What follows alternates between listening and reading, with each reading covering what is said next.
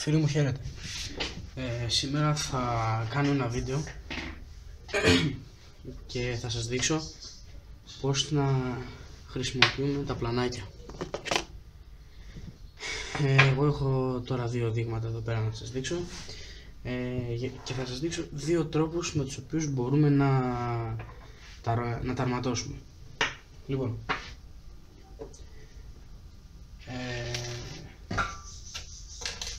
έστω ότι αυτή εδώ είναι η μάνα του καλαμιού μας.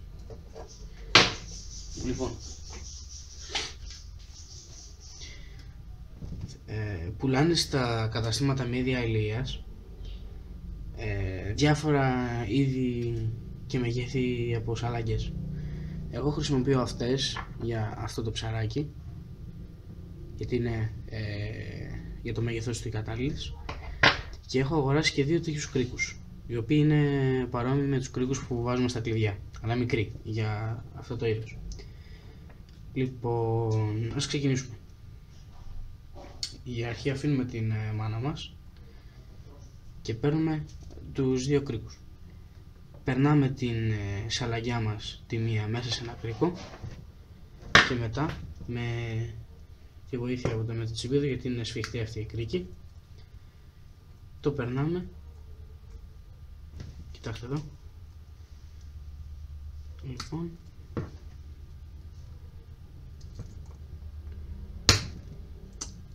ναι, βοηθάει, βλέπετε, σας είπα, είναι σκληρή.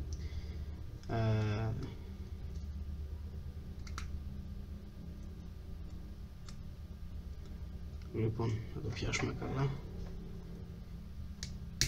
και το περνάμε. Έλα, δεν με βοηθάει σήμερα. Λοιπόν, για να πάρουμε τον άλλο να δούμε.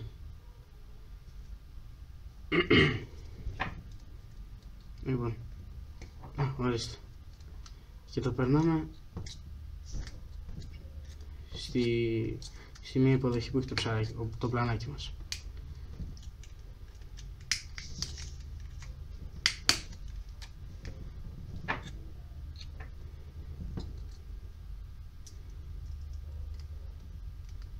Λοιπόν, και αφού το περάσουμε θα έχουμε αυτό το αποτέλεσμα.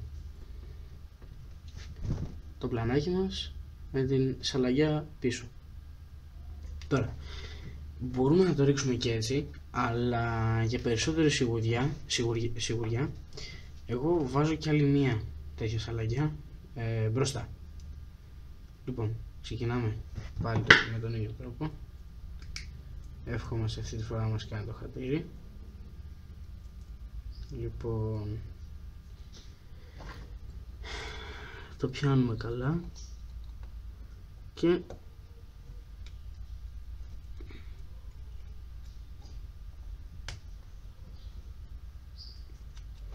ορίστε, και το περνάμε και αυτό στον κρίκο. Ορίστε, και έχουμε αυτό το αποτέλεσμα. Ωραία. Λοιπόν, χωρίς τίποτα άλλο, είμαστε έτοιμοι να το περάσουμε στη μάνα μας. Τώρα, πώς θα το κάνουμε αυτό?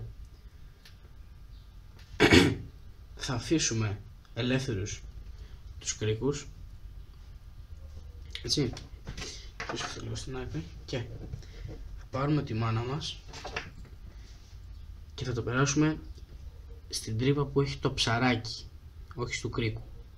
Έτσι, το περνάμε μέσα και θα κάνετε τον κόπο που θα σας δείξω τώρα, ο οποίος είναι για μεγάλα ψάρια. Δεν πρόκειται δηλαδή να σας σπάσει σε τέτοια περίπτωση εδώ πέρα. Λοιπόν, αφού το περάσετε, το κρατάτε και το στρίβετε 4 φορές. 1, 2, 3, 4. Μετά, αυτό το παράμαλο που έχετε, το περνάτε μέσα από τη θηλιά που έχει δημιουργηθεί και μετά το ίδιο μέσα από τον κύκλο που θα έχετε φτιάξει. Σφίγγεται ελαφρώς, βλέπετε, και έχουμε αυτό. Σαλιάνουμε και όταν σφίξουμε θα έχουμε έναν κόμπο, ο οποίος δεν πρόκειται να αστοχήσει ποτέ. Κοιτάξτε. Πολύ ωραίος κόμπος. Είναι ειδικός για τέτοια ψαρέματα. Λοιπόν, αυτός είναι ένας κόμπος που μπορείτε να χρησιμοποιήσετε το πλάνο. Τώρα θα σας δείξω έναν άλλον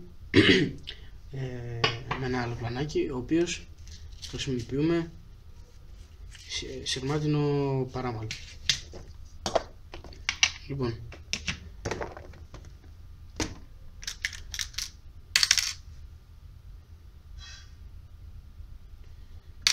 θα πάρουμε ένα τέτοιο γύστρι. Είναι από αυτά που χρησιμοποιούμε για τσιπούρες. Εγώ προτιμώ να έχουν κρικάκι στο τέλος. Και θα το λυγίσουμε ελαφρώς. Ωραία. Λοιπόν, τώρα θα πάρουμε ένα παράμαλο από το σύρμα μας και θα το δέσουμε με τον εξής τρόπο. Θα περάσουμε από κάτω προς τα πάνω το σύρμα και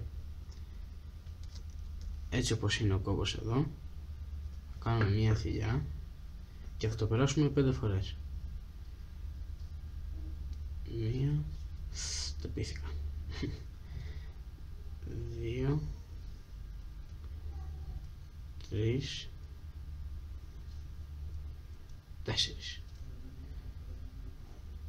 Λοιπόν, 4 είναι αρκετές. Δεν έγιναν 5.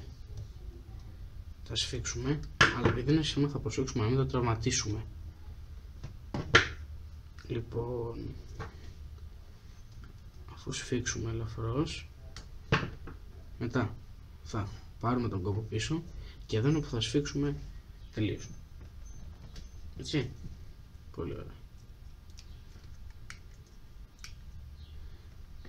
Λοιπόν, και τώρα ο κόμπος μας είναι έτοιμος.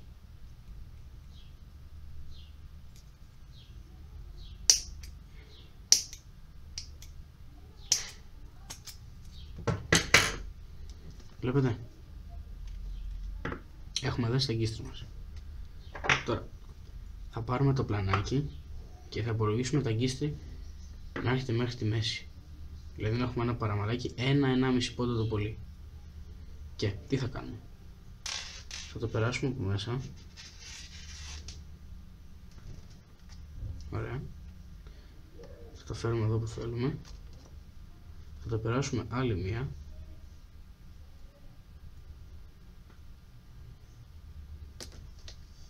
Ωραία. Και μετά έτσι όπως είναι εδώ, αυτό έχουμε περάσει, θα κάνουμε μία θηλιά και θα το περάσουμε 2 φορές.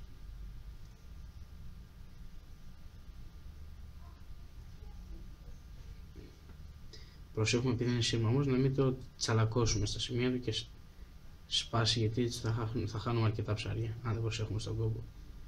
Λοιπόν, και θα σφίξουμε.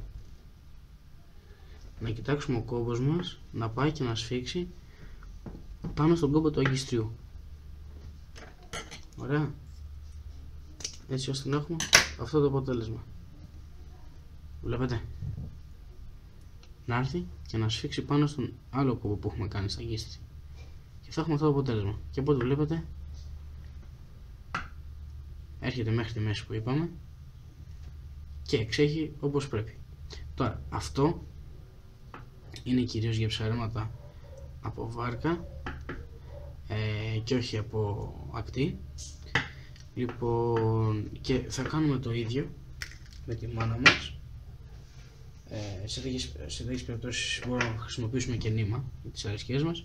Πάλι θα περάσουμε από το κεφαλάκι του ψαριού μας στη μάνα μας. Θα κάνουμε 4 στροφές, 1, 2, 3, 4, από μέσα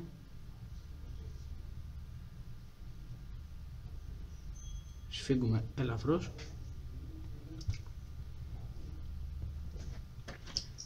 και κόβουμε και έχουμε πάλι το έτοιμο βελωμένο μας πλανάκι. Τώρα, μπορούμε, εάν θέλουμε, να τοποθετήσουμε άλλη μια σαλαγίτσα εδώ για πιο σίγουρα ψάρεματα. Ευχαριστώ πολύ παιδιά που παρακολουθήσατε το σημερινό μου βίντεο. Αν θέλετε κάντε ένα like και ένα subscribe στο κανάλι μου, μια εγγραφή, γιατί με βοηθάει. Αν θέλετε να με στηρίξετε να συνεχίσω τα βίντεο μου. Μέχρι ένα επόμενο, καλά ψαρέματα.